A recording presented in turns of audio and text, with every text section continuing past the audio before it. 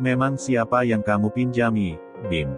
Tanya Alia setelah Bima bercerita kalau jas hujannya dipinjamkan kepada teman. Sivana, aku tidak sengaja bertemu. Tadi dia berteduh di halte depan kantorku. Karena sudah hampir maghrib, aku pinjamkan jas hujanku untuknya.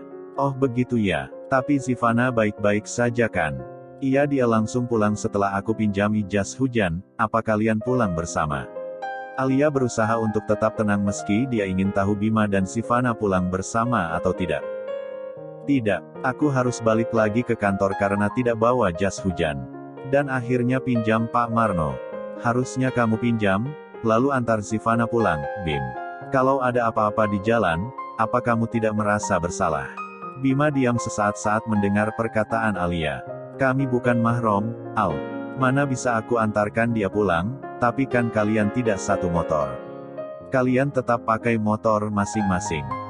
Sudahlah Al, aku lelah. Mau makan dan istirahat. Jangan mengajakku berdebat ya. Bima kemudian masuk ke dalam rumah meninggalkan Alia. Tapi aku senang kalau kalian bersama, Bim, ucap Alia lirih. Sambil membawa martabak manis, Alia mengikuti Bima dari belakang. Saat itu pula Alia melihat mamanya sudah menyiapkan makanan untuk Bima. Al, lanjutin nih. Siapkan makanan terbaik buat Bima. Kamu ini gimana sih, kalau suami kerja itu selalu bawain baju ganti. Jadi kalau kehujanan, langsung bisa ganti baju. Lihat saja Bima sampai basah begitu bajunya, hanya sedikit mah basahnya. Buktinya Bima masih biasa salat di masjid, balas Alia. Kamu ini kalau dikasih tahu orang tua nurut dong Al. Kamu harus jadi istri yang baik buat Bima. Kamu tuh beruntung, Liama. Iya, aku beruntung dinikahi sama Bima. Iya, aku akan nurut sama mama. Alia menghampiri Eva dan mengambil alih menyiapkan makanan untuk Bima. Kalau mamanya sudah mengomel, dia memilih untuk mengalah.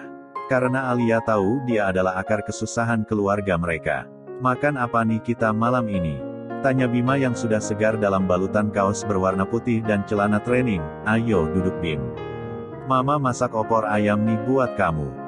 Pasti enak ini, Ma. Iya dong, siapa dulu yang masak, ucap Eva. Alia hanya diam. Karena dia merasa bukan yang memasak. Ini Bim, makan dulu. Ucap Alia sambil menyerahkan piring yang berisi nasi pada Bima. Diambilin sekalian dong Al opornya. Kasihan suamimu harus ambil sendiri, ucap Eva yang lagi-lagi menyalahkan Alia. Iya Ma, maaf tidak apa-apa, Bim. Alia adalah istrimu. Dia wajib melayanimu termasuk masalah makan. Bima hanya diam. Dia kasihan pada Alia yang setiap hari selalu saja disalahkan oleh kedua orang tuanya.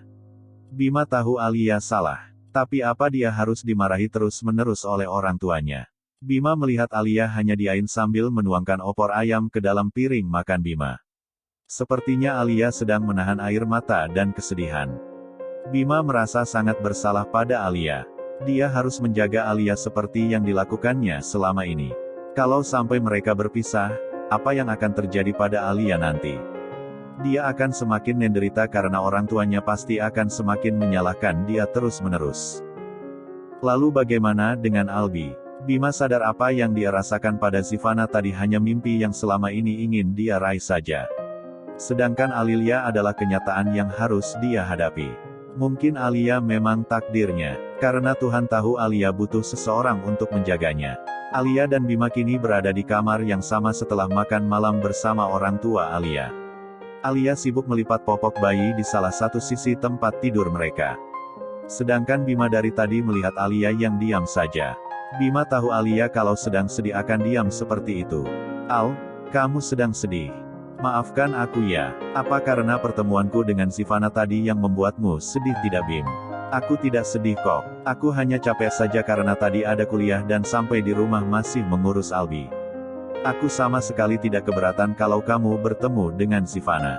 Aku malah senang, Alia menampilkan senyum manis di bibirnya untuk meyakinkan Bima. Bagaimana bisa kamu malah senang kalau aku bertemu dengan wanita lain? Apa kamu tidak cemburu? Tidak Bim, sampai sekarang aku masih tetap menganggapmu sahabat. Jadi buat apa aku cemburu? Tapi kita sudah menikah, Al.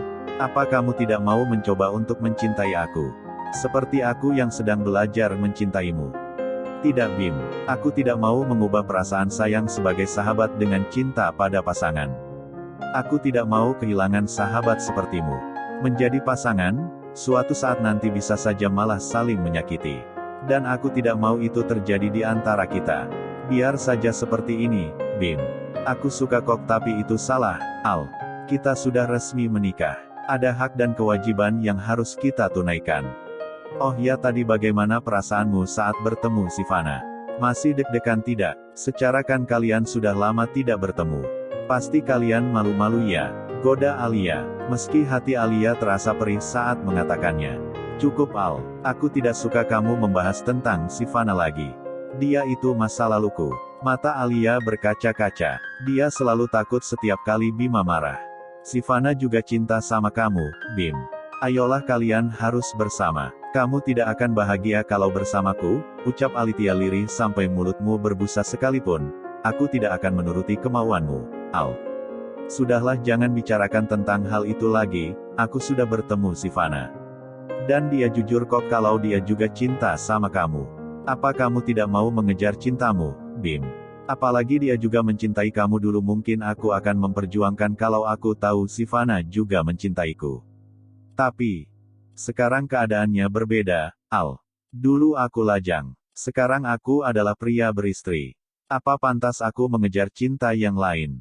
Aku mengizinkan, Bim. Sangat mengizinkan. Sivana adalah masa depanmu. Aku adalah kesalahanmu. Kamu bisa memperbaiki kesalahanmu, Bim.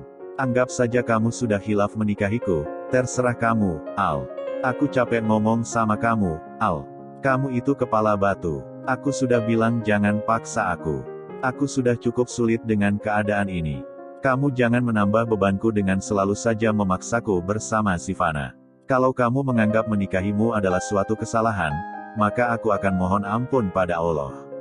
Bukannya putus asa dan mengganti dengan yang lain. Ini pernikahan Alia. Berapa kali lagi aku harus bilang yang kita jalani ini pernikahan, bukan pacar-pacaran Bima yang lelah. Akhirnya memutus percakapan itu dengan tidur. Jika dia meladeni Alia terus, yang ada hanya akan saling menyakiti. Bima tahu begitu sulit melupakan Sivana. Tapi harus dia lakukan kalau tidak ingin mendapat dosa.